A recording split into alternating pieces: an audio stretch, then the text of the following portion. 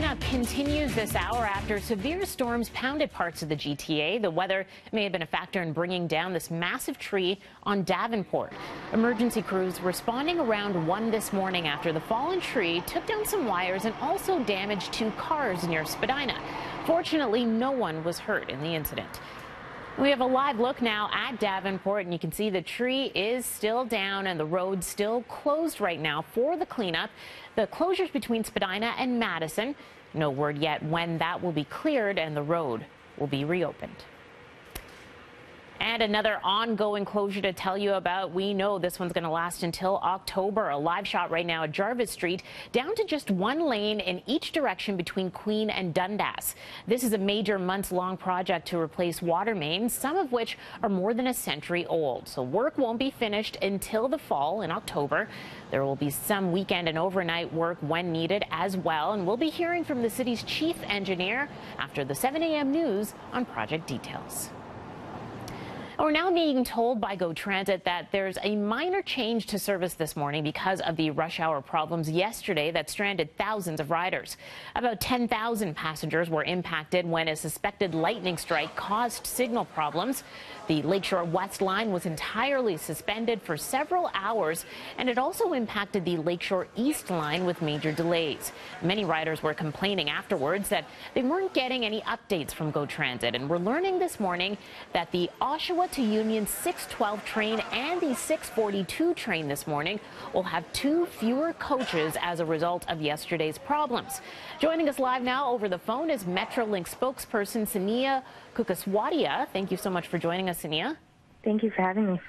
First off, so tell us a little bit about what people can expect this morning when it comes to service delays, or at least these modifications, especially when it comes to the trains being less a couple of cars.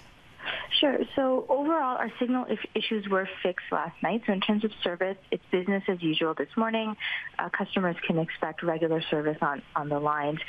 On some of our lines, we're running slightly shorter trains, and that's because sometimes after a major disruption, trains may end up at a different yard than they would have normally. It's harder for us to kind of turn a train around and head it back in a different direction than it is, say, a bus or a car or whatnot. So some customers may have a shorter train this morning, which means trains may be a little bit more crowded than usual, but it's a very minor impact to service. Okay, and I know that GO Transit put out a tweet, Metrolink, saying that customers who are affected should definitely apply for that service guarantee refund. A lot of customers, though, complaining about the fact they weren't getting any updates while they were on the trains or any announcements in Union Station. Can you speak to that? You know, we try our best, and our control center tries their best to update customers. I can't really speak to what was happening on individual trains or at Union because I wasn't there, but we try our best to get information out from a variety of sources, whether it's on the GO alerts, our social media channels, the website's updated regularly, and customer service ambassadors try their best to also communicate with customers on the train. So in a major service disruption like that, things can get a little harried, but we do try our absolute best to keep our customers in the know all the time. Okay, and right now we only have the 2 trains that have minor modifications in terms of the number of cars on them. Do you expect that this may happen also on more trains, either on Lakeshore West or East? There may be other lines that may have shorter trains, and that's simply because it just depends on what trains headed back to what yard at the end of the night last night. Okay, so we'll watch out for that throughout the morning. All right, thank you, Sania, for joining us this morning. Appreciate it. Thank you. All right, have a great day. Thank you. Bye. In other news, mixed messages coming from the new progressive conservative government on sex education in our public schools.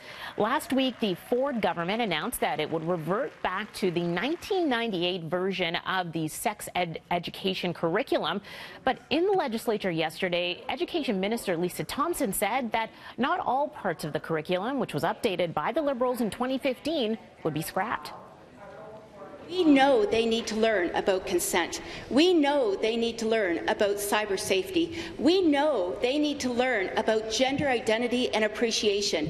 But we also know that the former Liberal government's consultation process was completely flawed. But then late yesterday afternoon, Thompson's office released a statement that appeared to contradict her comment from earlier in the day. The statement says, "We have made no decisions on what the new curriculum will look like. The final decision on the scope of the new curriculum will be based on what we hear from Ontario parents. And while these consultations occur, we are reverting to the full health and physical education curriculum that was last taught in 2014. 6:08 here on BT. We'll send it down to Mel and Winston next.